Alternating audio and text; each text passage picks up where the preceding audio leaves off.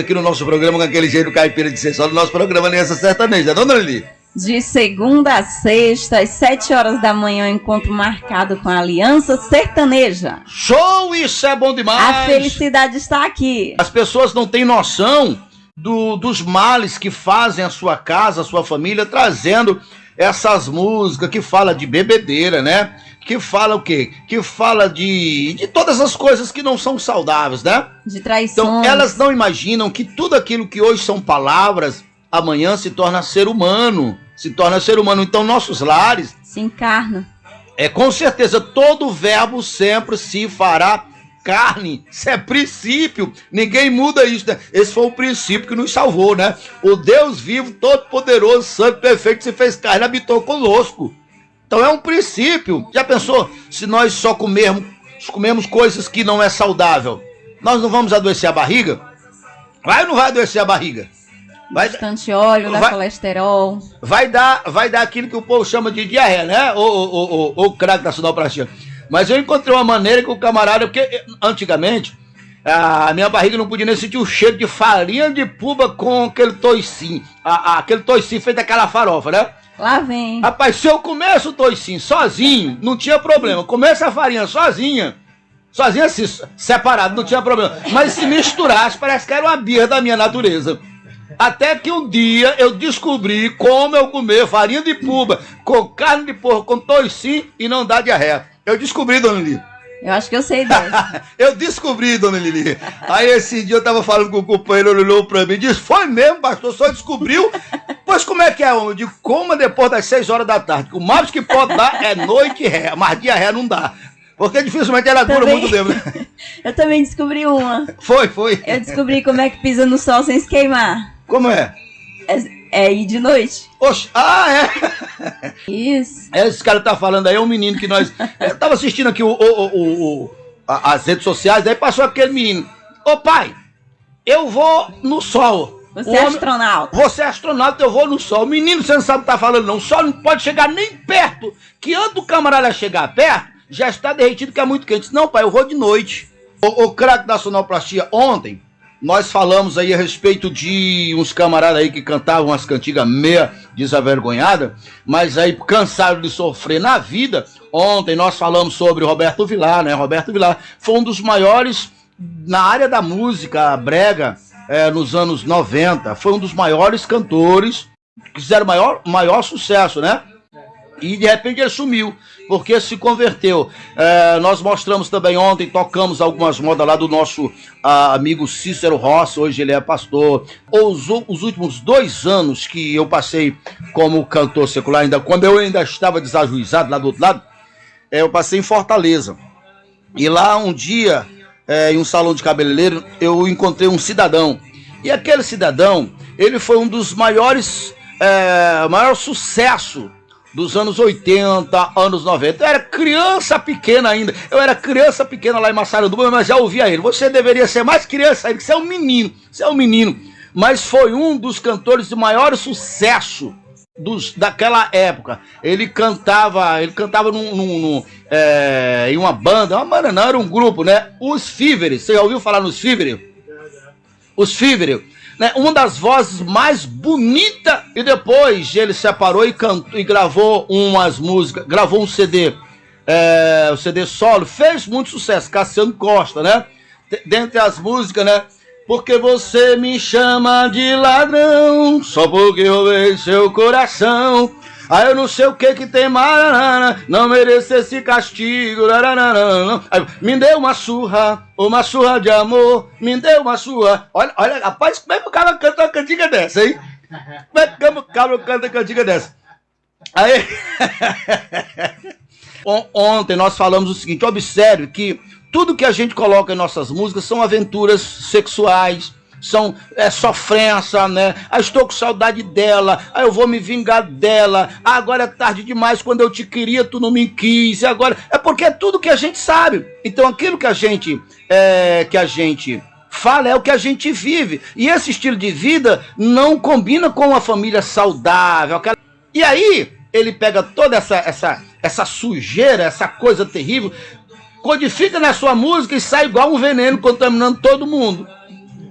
Aí chega uma hora que o cara não aguenta. Aí o cara diz, Senhor, o que é que eu fiz pra eu sofrer tudo assim? Ó, tu não sabe? Tu tá semeando aí a semente ruim. E tu é o primeiro a colher essa semente. Foi assim comigo, foi assim com o Roberto Vilar, foi assim com o Cícero Rossi. E foi assim também com o Cassiano Costa. Aí eu encontrei um dia com ele lá em Fortaleza. E ele é crente e pastor. Agora tá explicado porque nunca mais eu tinha lhe ouvido. E o cabra canta bonito. Procura uma moda dele aí chamado Falar de Ti, alguma coisa desse tipo. Cassiano Costa. Vê, deixa eu procurar aqui pra me ver. Ouvi falar. Cassiano Costa. Encontrou? O povo vai ouvir como... Que voz bonita. Então toca aí o craque da sonoplastia. Cassiano Costa. Ouvi falar de alguém que ressuscitou, que faz milagres através do amor. Jesus Cristo, Jesus estendeu-lhe a mão. Craque da sonoplastia chega e escorreu água aqui no canto dos olhos. Então, quando ele estava nessa briga danada, a esposa dele convidou ele a ir a uma igreja, porque ele estava depressivo ao extremo, né? Nada tinha sentido. E foi ali que ele se encontrou com Jesus. Quando ele aceitou Jesus, naquela época, ele era o vocalista da banda, ele era o principal da banda, né? Dos Fivre. Ele estava ganhando na média aí de 500 mil reais por mês, era uma grana muito boa. Mas um custo de vida, um custo de vida muito alto, né? E quando ele se converteu, o craque da sonoplastia, ele manteve aquele mesmo estilo de vida. Ele achava que o dinheiro não ia acabar, porque aquilo, eu acredito que os anos que ele passou, foi muitos anos, né? O dinheiro entrando fácil, ele sempre imaginava que ele nunca ia acabar, mas como? Se ele parou de ganhar, né? Os amigos se afastaram e ele foi se isolando, mas ele começou a sentir, ele encontrou a paz que ele procurava, né? E ele conta que não demorou muito, o dinheiro acabou. E agora ele começou a ter que, obrigatoriamente, mudar de casa de um padrão maior para um padrão menor, porque a família dele estava acostumado naquele estilo de vida, e ele também acostumado naquele estilo de vida que não era mais compatível, né? E aí ele foi migrando, foi mudando, sabe, diminuindo o seu padrão de vida. Aí o nosso adversário, o diabo, ele é oportunista. Foi quando chegou e disse, rapaz, tá vendo aí? Esse povo aí evangélico aí não lembra de tu, tá aqui sozinho, ó, ninguém, sabe, não ganha mais dinheiro, sabe? E aí, tu vai ficar, volta pro mundo, rapaz, volta pro mundo. E aí ele começou a brigar de novo com essa, não, eu tava depressivo lá, eu tava querendo tirar minha vida, tudo mais. Aí ele disse que apareceu um empresário lá na casa dele, alguém falou o empresário onde ele estava, e o empresário chegou com 10 shows, que já estava marcado, com 10 shows para ele, né, com uma grana boa, e já tinha um adiantamento. Aí ele chegou, começou com a mulher dele disse, homem, você não vai, isso não dá certo, você agora é crente, você é cristão. Disse, mulher, mas Deus entende, o empresário convenceu ele que Deus entendia, a profissão dele, essa coisa desse tipo. Aí ele foi.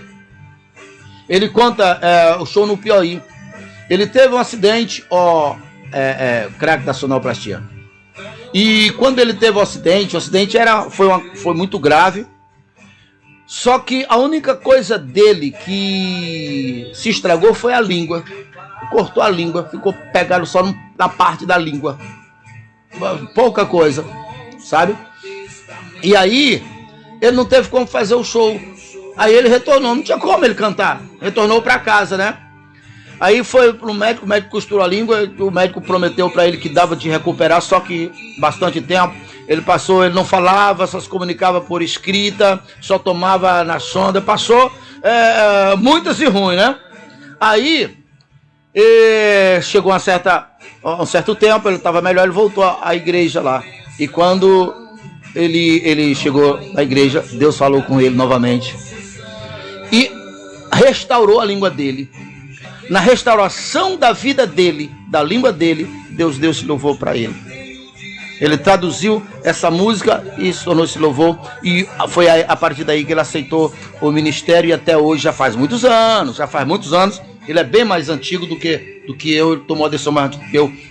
E hoje está aí feliz, tem uma família edificada e está ganhando muitas almas para Jesus no Ceará.